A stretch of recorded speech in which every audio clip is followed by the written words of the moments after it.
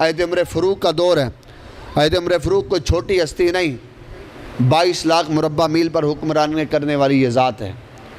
حضرت عمر فاروق کے بارے میں آتا ہے کہ آپ کے صاحبزادے حضرت عبداللہ ابن عمر کسی معاملے میں امام حسین کے ساتھ کوئی بات ہوئی، تو حضرت عبداللہ ابن عمر کہتے ہیں کہ میرا باپ وقت کا حکمران ہے، خلیفۃ المؤمنین ہے۔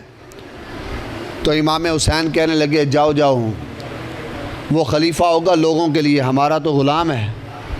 ہمارا کیا ہے؟ یہ وہ عمر فاروق ہیں، منبر رسول پر جمعے کا خطبہ دے رہے ہیں۔ امام حسین سامنے سے آئے، آ کر کہتے ہیں میرے نانے کے منبر سے اترو۔ آپ نے یہ نہیں کہا میں وقت کا حکمران ہوں، وقت کا امیر المومنین ہوں، یہ بچہ کیسے مجھے اتار سکتا ہے؟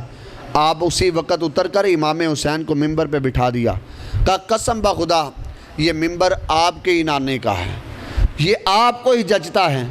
پھر امام حسین نے اسی وقت کہا اے عمر ہم نے یہ منبر آپ کو دے دیا ہے، آپ بیٹھیں۔ یہ محبت کا عالم ہے۔ اتنا بڑا حکمران ہونے کے باوجود ایک بچے کی بات پر لبیک کہتا ہوا منبر سے اترا بھی، پھر انہی کی اجازت سے منبر پہ بیٹھا، اور پتہ ہے کہ یہ خاندان وہ خاندان ہے، اگر انہوں نے اشارہ کر دیا تو ہمارا بچنا کچھ نہیں۔ حضرت عمر فاروق فرمایا کرتے تھے جب حج پر گئے نا، حج پر جاتے ہوئے جب مکے کی پہاڑیوں کو دیکھا، چوٹیوں کو دیکھا، تو آپ کو اپنا بچپن یاد آیا، آپ کو اپنے کفر کا زمانہ یاد آیا۔ اب رونے لگے، آنکھوں سے آنسو جاری ہیں، رونے لگے۔ کسی نے ساتھیوں نے پوچھا امیر المومنین روتے کیوں ہیں، وجہ کیا ہے؟ حضرت عمر بن خطاب کہنے لگے میں عمر بن خطاب نکمہ انسان، میرا باپ مجھے روزانہ مارتا تھا خطاب، میں ان مکے کی پہاڑیوں پر اونٹ چرایا کرتا تھا، میرا باپ مجھے روزانہ مارتا، 4-5 اونٹ مجھ سے سنبھالے نہیں جاتے تھے، ایک پکڑ کے لاتا دوسرا بھاگ جاتا، دوسرا پکڑ کے لاتا تیسرا بھاگ جاتا۔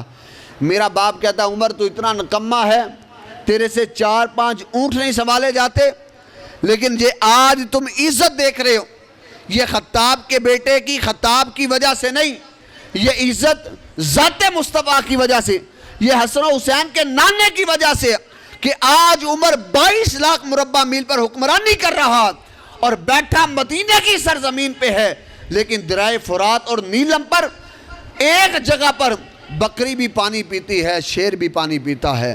انہیں بھی پتا ہے کہ ایک عادل حکمران کا حکم ہے، وہ بھی ذرا برابر بھی وہاں پر ناانصافی نہیں کرتے۔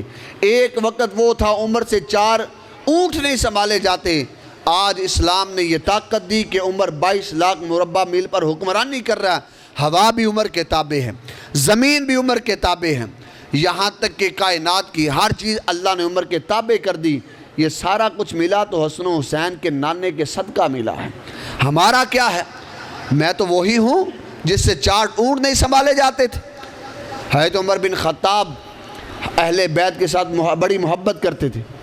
حضرت عبداللہ بن ابن عمر ان کی جب بات ہوئی حضرت امام حسین کے ساتھ، تو امام حسین نے کہا جاؤ جاؤ، وہ خلیفہ ہوگا لوگوں کے لیے، ہمارا تو غلام ہے۔